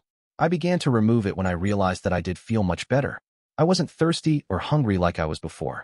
Then I vaguely recalled reading something about coconut water being used as a replacement for plasma. I always thought that was some sort of old wife's tale. I looked around to see if I could find my benefactor, but again, and they were nowhere to be seen. However, I couldn't help feeling like I was being watched. Flashback, Mira, Ira, Safia, and Naomi, in Israel. The Mossad chase vehicle decided to fire at us, and I deduced that I required something more powerful than the water cannon to dissuade their actions. So I extinguished the cannon, packed some stones into the cannon, aimed it at the Mossad vehicle, and reopened the valve. There was a rumble. Then the water and rocks propelled from of the cannon at a tremendous velocity, obliterating the windscreen. I continued to spray through the missing windscreen at the stupid Mossad agents. Mira had an excellent idea and transformed the water cannon into a formidable weapon. I decided to help, rotated the knob some more, and then the truck of fire began a terrible rumbling noise and vibrated. I yelled, "Mira, escape!" We both exfiltrated the truck of fire as it decimated itself. Those crazy twins did something to the fire truck. It exploded, and my sister Naomi stated, "The truck is dead." I complained, "Great. Now what are we supposed to do?" Mira walked up and advised, "Good tales, we have avoided our pursuers." Naomi lamented, "But at what cost? Now the fire truck is broken." Iris stated, "Sister, have you noticed the similarity between the braying of the butt from the cart of butt and the two sisters?" I threatened, "If you two keep it up, I will tell you another joke." Mira stated, "Little one, there is no time for jokes. We must translocate haste of post to the man's domicile before more adversaries arrive." I looked at the evil man and questioned, "Just how do you propose we move him? He is fat and infirm." He complained, "The fat is your sister's fault. She cooked too much good food." The formerly evil stay puffed, but still fat man's comment gave me an idea. I looked, pointed, and said, "We can liberate the cart of food to transport him." Irinka agreed. "Mira, that is an excellent tactical plan." Naomi brayed, "Force my master to ride on a food cart? That is disrespectful." Safia counterbrayed, "I think we should just leave the scumsucker here." Her retort started a bounteous braying bout between Safia and Naomi. Irinka and I exchanged glances and got to work while the others continued their chatter. Once we were finished, Irinka put her fingers to the corners of her mouth and let out a piercing whistle. The group turned to look, and I said, "We are ready to depart. Naomi, make a note that your master is safely and comfortably settled in the food cart.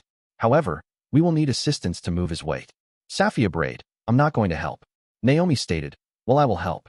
As the three of us pushed the cart of food toward his home, the formerly intimidating stay puff-like man asked, "Could you hand me another kebab? I'm still hungry."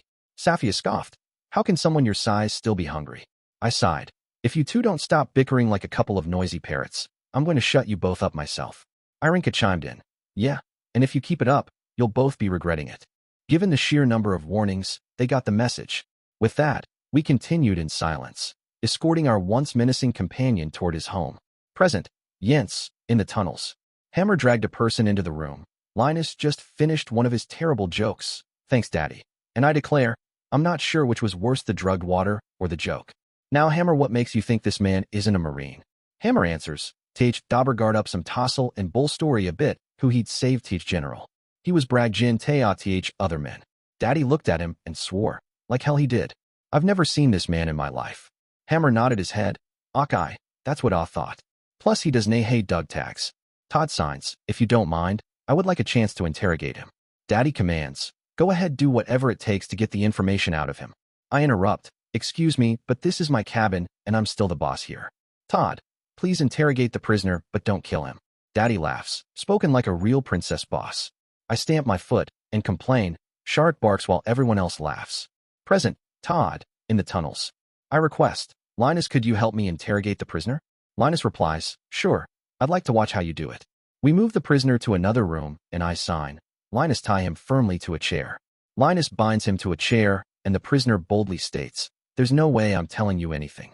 I sign, and Linus translates, "When I'm finished, you will have told me everything that you know, and then some." Linus questions, "What sort of torture do you have planned?" I sign an answer, "Torture never works. They will give you any answer just to stop the torture. However, the medicinal herbs I will give him will have him singing like a jaybird." I open my pack, remove the medicinal substances, and prepare the mixture. Then I sign, "Linus, help me force him to drink this." Linus grabs his head, holds his mouth open with one hand while I plug his nose with my other hand and pour the mixture into his mouth. He chokes, gags, but finally swallows most of it. Linus questions, "What's next?" I sign, "We wait." Present, Glenn, in the tunnels. After the shock of the fake Marine, I decide it's damn time for me to vet all the Marines that are here.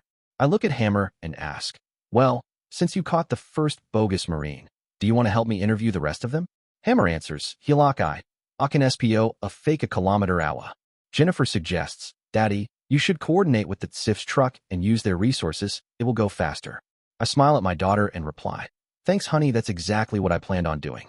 Maria suggests, I would make sure each man you vet gets a dot of ink on their hand.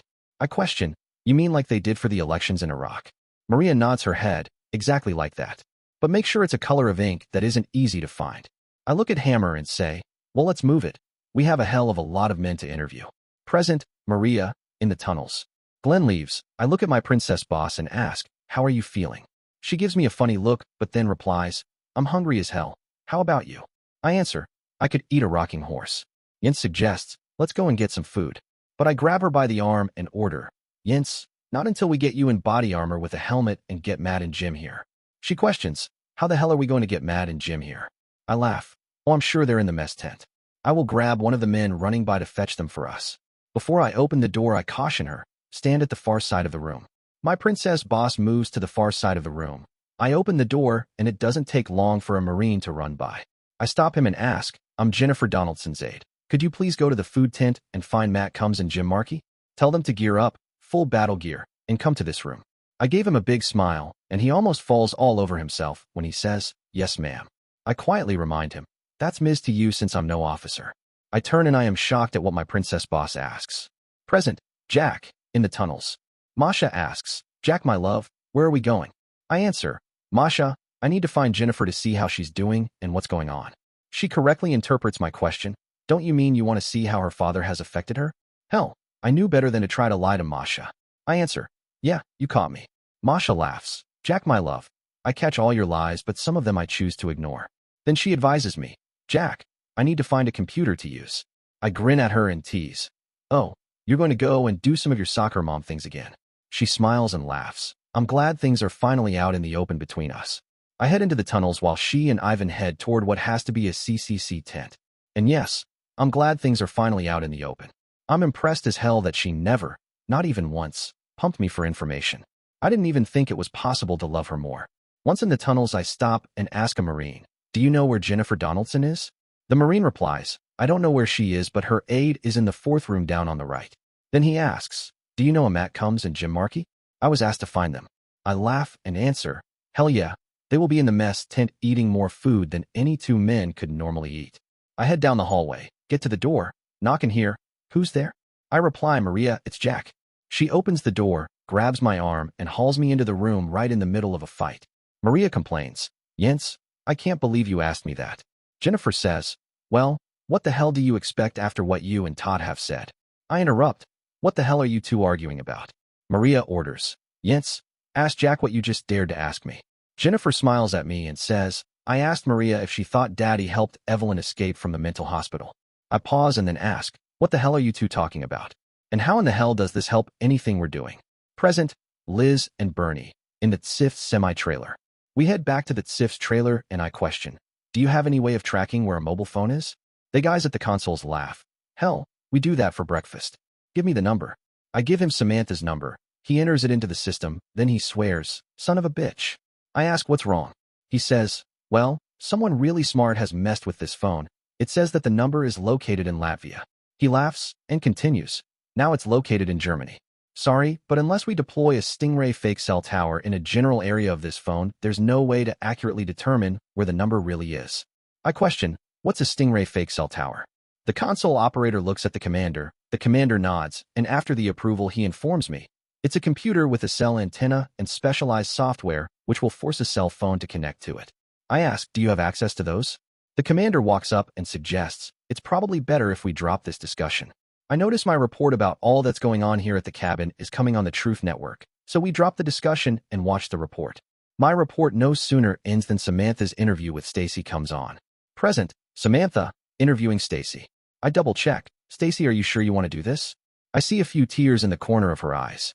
She wipes them away with the back of her hand and says, Samantha, I don't have a choice in this matter. We have to do this. Bill cautions, Samantha, please be gentle. I nod at Bill. He starts recording and I announce, hello America, this is Samantha Stevens for the Truth Network. Today I have a special interview with Stacy Summers. Hello Stacy, how are you doing? Stacy tries to smile for the camera, then says, well Samantha, I've had better days. I continue, would you like to explain that? Stacy says, well, I've just discovered that when, she chokes a little bit, then continues, when I was raped the man that raped me also used a foreign object inside of me and permanently damaged me. I question, would you care to elaborate on what you just said? Stacy stated, "Yes, a doctor just informed me I can never have children naturally. Any children I have must be delivered by cesarean section." I continue, "And because of this you told me you were forced to make a very hard decision. Would you please share that decision with America?"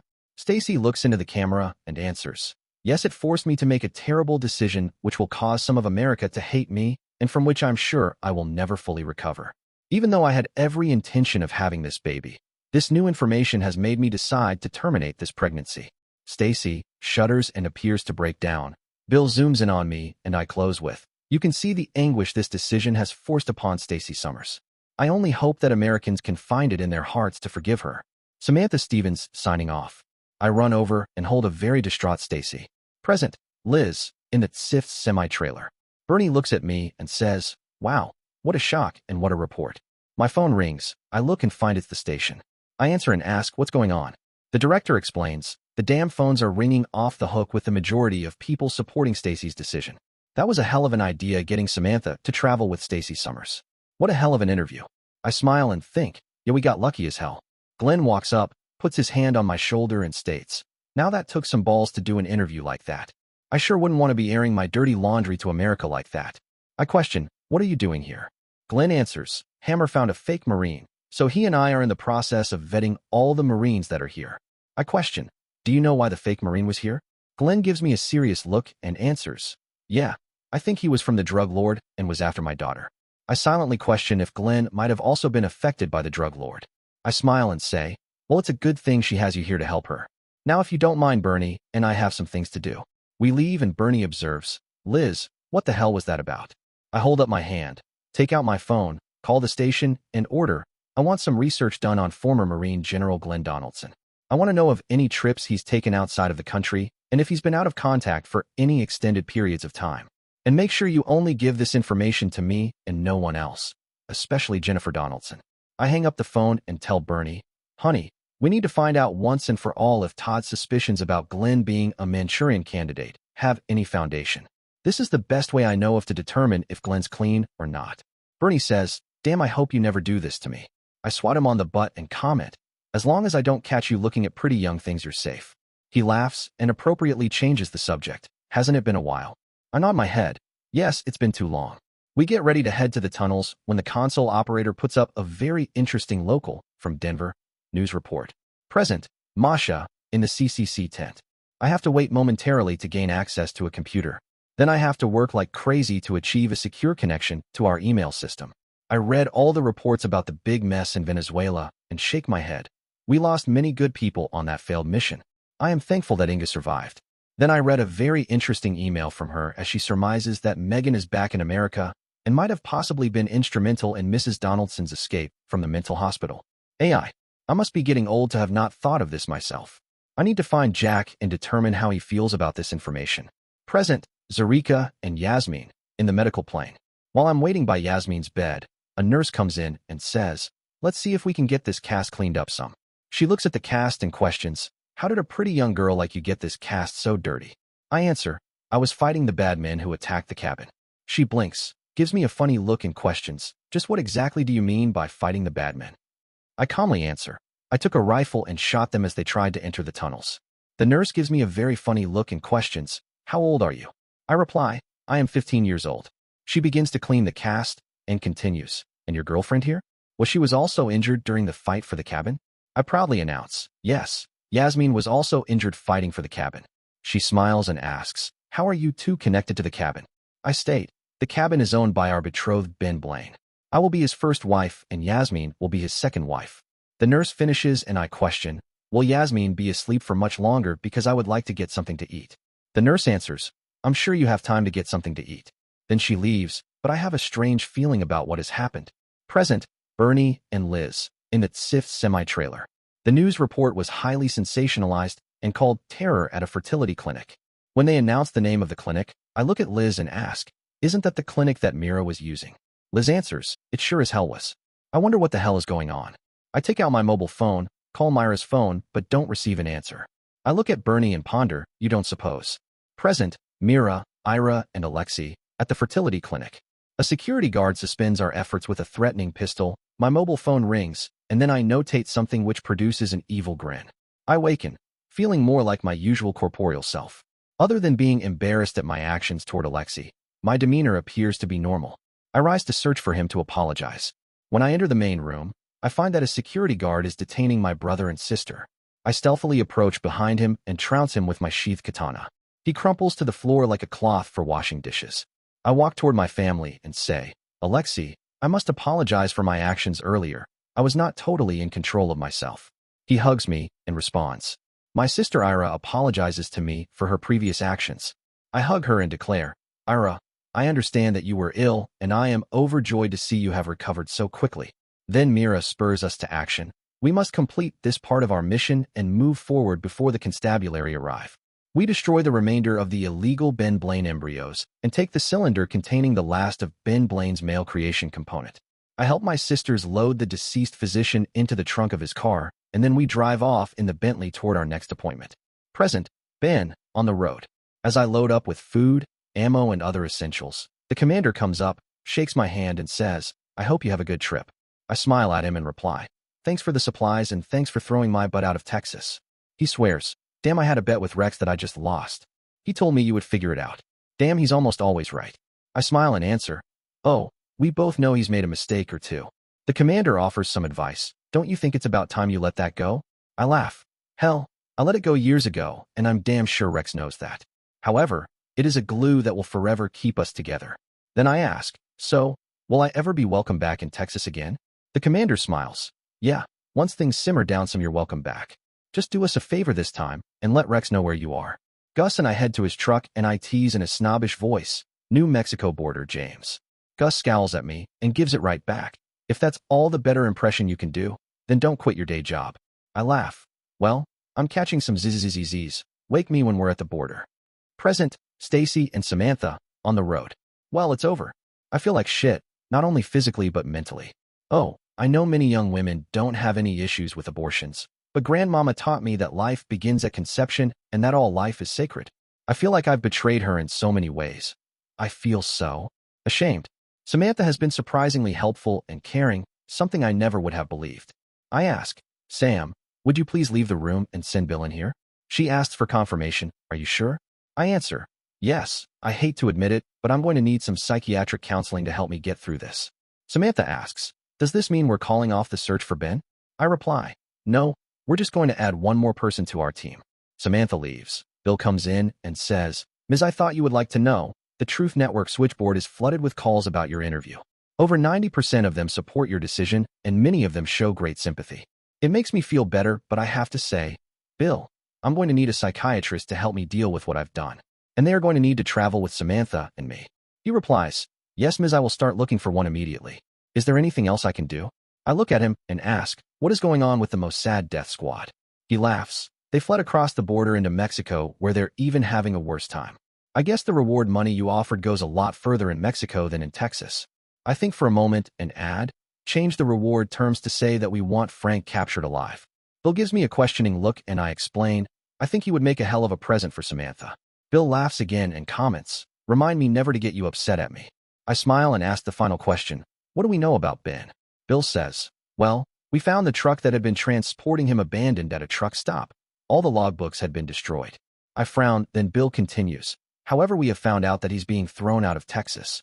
I think and then ask, well, if he's headed west, then that means he's headed into New Mexico. Bill agrees, that's right. I have the trucks and horses ready to go whenever you're fit to travel.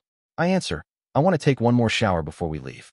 I jump in the shower, turn it on as hot as I can stand, but I still can't wash away the shame. Present, Tom, Inga, and Byron. It's raining hell on the drug lord. The driver begins to stop the van when all hell breaks loose. He runs into a cable across the road and I complain, what the hell do you think this van is a Hummer? There's an ominous low rumble sound and Inga yells. I yell quick, back up and get us out of here. He puts the van in reverse, floors it, and the tires spin. The rumble is getting closer and I order, quick, everyone out of the van. Unfortunately, we are too late. I yell, what the hell? Just then a huge rock just slammed into the van and begins to push us down the hill. Inga states, that's Jack the Tank Killer. Byron interrupts on the comm, who's jacked up? I answer, we're not jacked up, but we're sure as hell screwed up. Inga answers, not jacked up or screwed up, it was Jack the Tank Killer. The side of the van away from the big rock slams into some trees and keeps us from going over the edge of a chasm, but the trees are creaking like crazy. The team lead orders, "Everyone out of the van now?" But there's a problem. The side doors are crushed, and we can't use them. Shit, even the driver and passenger doors are crushed and don't work. Inga orders, "Someone kick out the windshield, and we will exit through the opening." The driver and team lead kick the hell out of the windshield, and we all scramble through the improvised exit just as the trees finally let loose and the van plunges into the chasm. We hear it hit the bottom, but unlike in fake movies, it doesn't explode. I hear a hell of a noise with my ears and not just on my headset, so I ask, "Tom and Inga, are you okay?" Tom responds, "Just barely." Inga answers, "Yes, but Jack the Tank Killer almost killed us." I ask, "What the hell is Jack the Tank Killer?" Inga answers, "It's a tank trap from Ragnar Benson's Big Book of Homemade Weapons. It is basically a big boulder on a steep hill designed to crash into tanks and destroy them. Quite primitive, but also very effective." Tom adds, "I would say so. Jack damn near killed us. I would like to read this Raghead's book sometime." Inga corrects him, "Tom, it's not Raghead. It's Ragnar, and it is the author's first name. I'm surprised you never read it." Tom answers, "I don't usually read fiction." Inga swears, "Fiction hell. His fiction almost killed us." I notice something and announce, "We are in position, and it looks like all the noise you guys created with Jack the Tank Killer has the compound fired up. You're going to have some vehicles headed your way." The team leader requests, "Is there any chance you guys can slow them up?" All three of us snipers reply, "Your wish is our command." And we open up a can of whoop, but on them. Dear listeners, please share your thoughts in the comments section below, and don't forget to like, share, and subscribe.